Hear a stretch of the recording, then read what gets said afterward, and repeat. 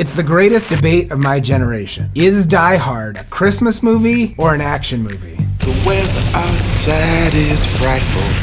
Just kidding. It isn't up for debate. Die Hard is obviously the greatest Christmas movie of all time. This is their idea of Christmas. I gotta be there for New Year. But Die Hard is more than a Christmas movie. It's an updated version of the classic Hollywood Western. Yeehaw! Do you really think you have a chance against us, Mr. Cowboy? Yippee-ki-yay, mother. Yippee-ki-yay, mother. Westerns introduced audiences to a cinematic trope that continues to endure in the minds of many Americans. The good guy with a gun. This time, right between the eyes. There's a Winchester gun that can shoot half that distance. Winchester, also a storied gun canonized by Hollywood. It wasn't really the gun that won the West, though. That was just an ad that they used later. John McClane follows in a long line of good guys with guns. He's gritty, headstrong, and he knows with a pure heart and a firearm, he can shoot his way out of any problem. Just another American who saw too many movies as a child. But in the movies, the good guy with the gun has all the advantages. It's pure action fiction. The good guy lands every shot, while the bad guy hits nothing but air. Yeah, bad guys cannot hit shots, man.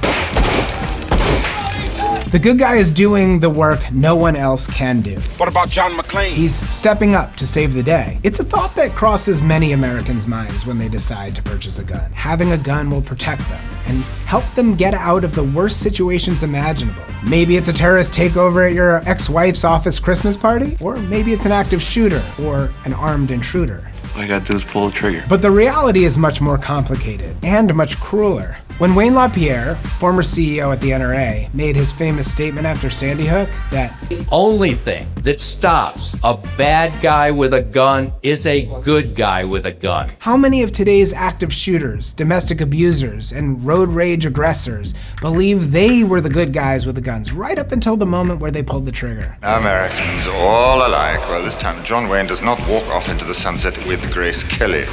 It's Gary Cooper. The play between Hans lecturing him on his American delusional thinking and the fact that the delusional thinking gets him through the movie is why so many guns get sold with that idea of shooting your way out of every problem. That's the brilliance. It's like, oh, you're gonna judge us with your fancy cigarettes and your designer clothes? Yeah, no, we'll teach you about America. We can shoot our way out of any problem. Happy trails, Hans. Research shows that the good guy with a gun is little more than a cinematic myth. It's more common for good guys without guns to disarm bad guys with guns. Now you listen to me, jerk-off. If you're not part of the solution, you're part of the problem. Quit being part of the problem and put the other guy back on. It's time to dispel the myth of the good guy with a gun and remember that the best way to keep our kids and communities safe is prevention, not shooting your way out of every problem.